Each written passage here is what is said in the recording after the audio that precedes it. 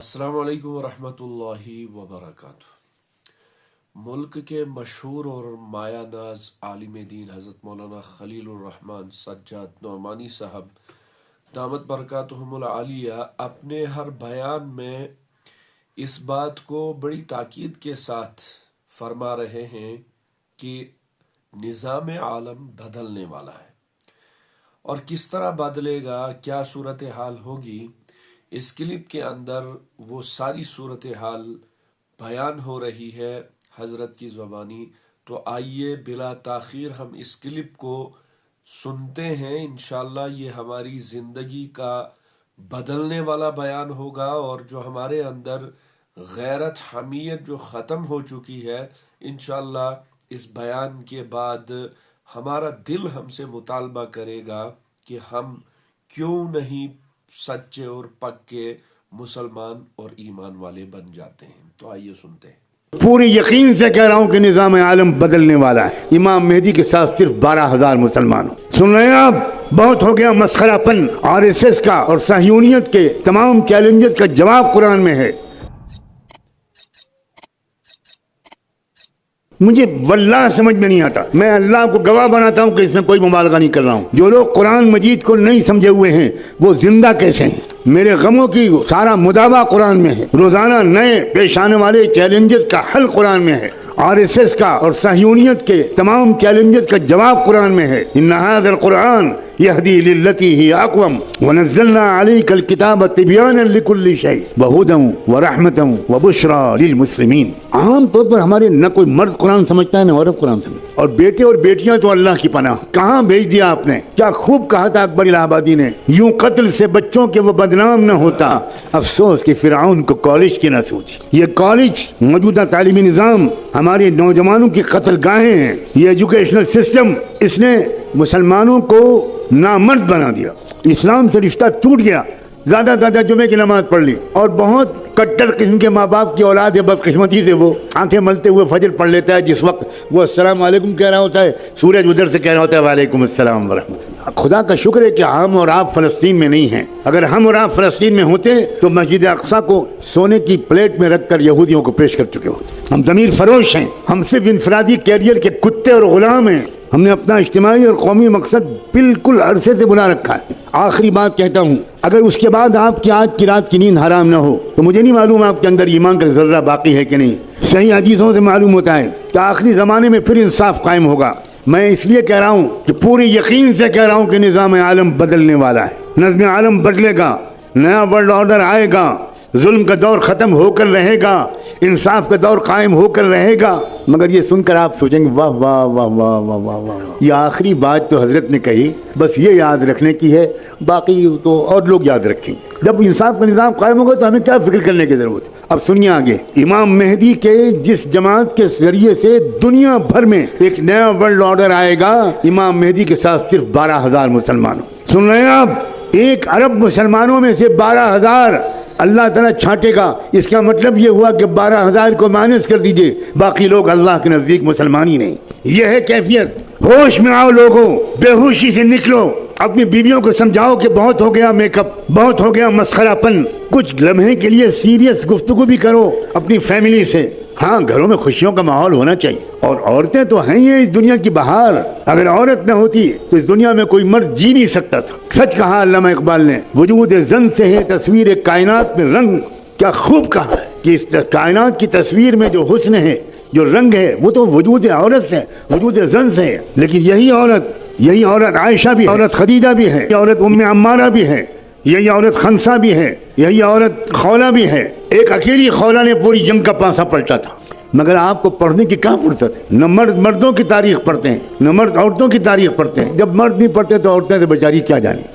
پورے جاہلیت کے لشکر کو ایک عورت نے پلٹا ہے۔ اسلامی تاریخ یہ بتاتی، یہ دبی دبی تمنا، یہ تھکے تھکے ارادے، کہہ دو میرے کارواں سے خودی کی لے بڑھا دے۔ اپنے عزائم، اپنے حوصلے، اپنی ہمتیں بڑھائیے۔ مستقبل اسلام کا ہے، میں قسم کھا کے کہہ رہا ہوں۔ مستقبل یہودیت کا نہیں ہے، مستقبل صہیونیت کا نہیں ہے، مستقبل برہمنیت کا نہیں ہے، مستقبل اسلام کا ہے۔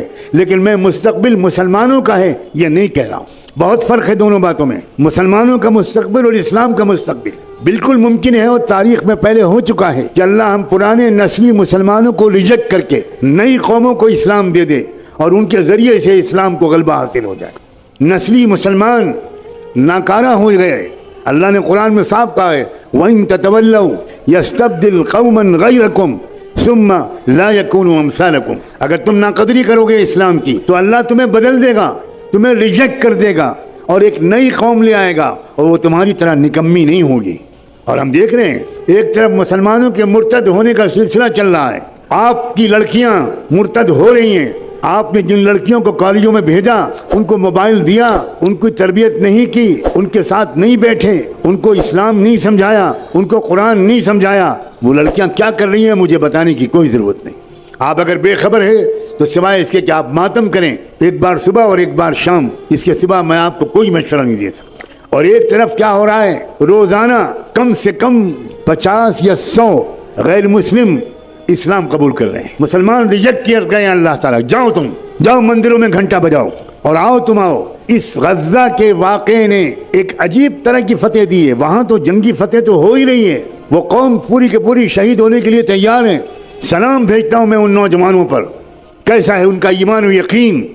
اللہ کے رسول نے فرمایا تھا الایمان حین تقع الفتن بالشام۔ یاد رکھنا ایک زمانہ ایسا آئے گا کہ ساری دنیا کے اندر مسلمان بے راہ ہو جائیں گے، صرف فلسطین کے علاقے میں ایمان باقی رہے گا۔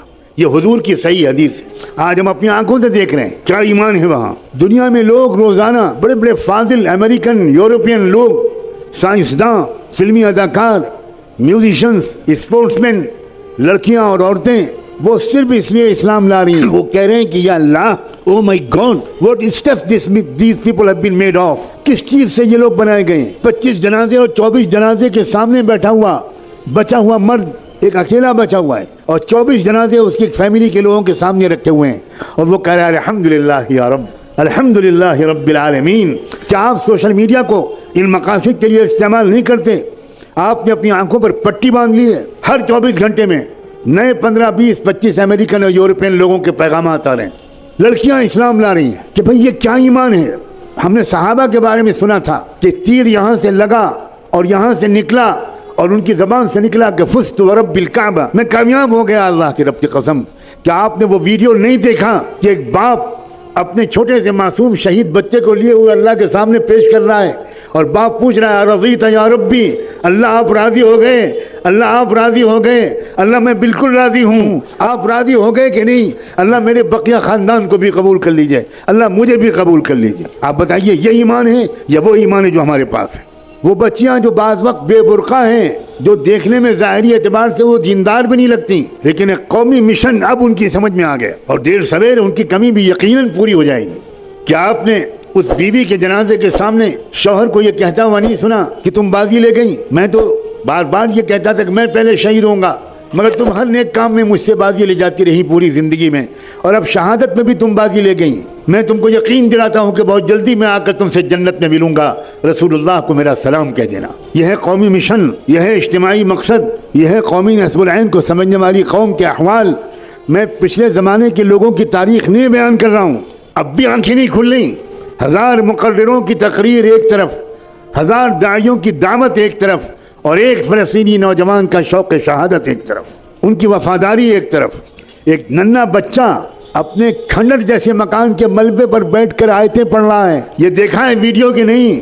وَلَنَبْلُوَنَّكُمْ بِشَيْءٍ مِّنَ الْخَوْفِ وَالْجُوعِ وَنَقْصٍ مِّنَ الْأَمْوَالِ وَالْأَنفُسِ وَالثَّمَرَاتِ۔ وہ بچہ مدرسے کا پڑھا ہوا نہیں ہے، وہ شہید ماں باپ کا جب کا بچہ ہے۔ سب خاندان کے لوگ شہید ہو گئے، اکیلا بچہ بچا ہے۔ ایک لڑکا اسرائیل کی جیل سے نکل کر آ رہا ہے، اس کے ہاتھ ٹوٹا ہوا ہے، اسرائیل والوں نے مارا ہے، مارتے مارتے ہاتھ توڑ دیا۔ ویڈیو آیا ہے جس میں ایک شخص بتا رہا ہے کہ ہم کو جیل سے معاہدے کے مطابق رہا کرتے وقت ہمارے اوپر شکاری کتے چھوڑ دیے گئے، کتوں نے ہمیں کاٹ ڈالا، ہمارے ہاتھ توڑ ڈالے گئے ڈنڈے مار مار کے، دونوں ہاتھوں پہ پٹی بندھی ہوئی ہے، اور وہ پٹی بندھی ہوئی ہاتھوں کو اتار کر کہہ رہا ہے اللہ آپ کو گواہ بنا کر کہتا ہوں ہم مسجد اقصیٰ کو ان کے حوالے نہیں کریں گے۔ کہاں ہیں ہم لوگ بھائی؟ آج ہم کو آپ کو سمجھانا پڑ رہا ہے کہ لڑکیوں کو مت دیکھو، بد نظری مت کرو، بدکاریاں مت کرو، لا حول ولا قوت الا باللہ۔ کسی شہر میں جانا ہوتا ہے تو لوگ بڑے اخلاص سے کہیں حضرت یہاں آپس کا اختلاف بہت ہے، یہاں یہ لڑائی ہے، یہاں وہ لڑائی ہے، یہاں علماء میں آپس میں اختلاف ہے، یہاں وہ ہے. میں ان کا چہرہ دیکھتا ہوں کہ یہ کہاں پھنسے ہوئے ہیں، یہ لوگ یہ کن مسائل میں پھنسے ہوئے ہیں. انہیں پتہ ہی نہیں ہے کہ ان کی ٹانگیں کاٹی جانے والی ہیں. نہیں جاگیں گے آپ.